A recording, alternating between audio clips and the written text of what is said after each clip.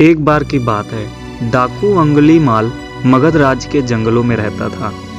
लोगों को लूटना और उनको जान से मार देना उसका काम था। व्यक्ति को भी मारकर उसकी एक उंगली काटकर उसकी माला बनाकर पहन लेता था, जिससे उसका नाम अंगुलीमाल हो गया। डाकू ने 1000 अंगुलियां पहनने की कसम खाई थी। एक दिन महात्मा बुद्ध उस जंगल के समीप बसे गांव में आए। बुद्ध ने गांव वालों से पूछा, आप लोग इतने डरे हुए क्यों लग रहे हो? गांव वालों ने डाकू के डर की बात कही। अगले दिन बुद्ध उसी जंगल की तरफ निकल गए। गांव वालों ने बुद्ध को रोकना भी चाहा, लेकिन बुद्ध नहीं माने। जंगल के बीच मचान पर बैठे अंगुलीमाल ने बुद्ध को देखा और मचान से उतरकर हाथ में तलवार लेकर बुद्ध की तरफ भागा। बुद्ध आगे बढ़े जा रहे थे। अंगुलीमाल पीछे से जोर जोर बोल रहा था, रुको रुको। बुद्ध नहीं रुके। डाकू को और क्रोध आ गया। वह दौड़कर बुद्ध के सामने आकर बोला, मैं कब से रुकने के लिए कह रहा हूँ, तुम रुकते क्यों नहीं? बुद्ध मुस्कुरा कर बोले, मैं तो ना जाने कब से रुका हुआ हूँ, दौड़ तो तुम रहे हो। अंगुलीमाल बोला, तुझे मेरे से डर नहीं लगता? सारा मगध देश मुझसे डरता है।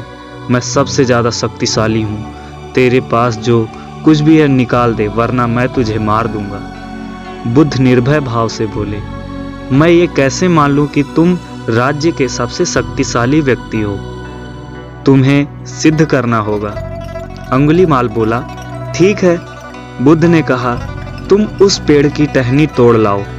अंगुलीमाल टहनी तोड़ लाया। बुद्ध ने कहा, अब इस टहनी को वापस पेड़ पर लगा दो। अंगुलीमाल बोला, टूटी टहनी भला कोई वापस लगती है? बुद्ध बोले, जब तुम टहनी वापस नहीं जोड़ सकते तो तुम सबसे शक्तिशाली कैसे हुए? यदि तुम किसी को जीवन दे नहीं सकते तो उसे मृत्यु देने का तुम्हारा कोई अधिकार नहीं है। इतना सुनकर अंगुलीमाल सकपका गया और बुद्ध के वचनों से उसके अंदर करुणा का भाव जाग गया। तभी वह बुद्ध के चरणों में लेट गया। उसकी आंखों से अश्रु बह रहे थे। बुद्ध ने उसको अपना शिष्य बना लिया।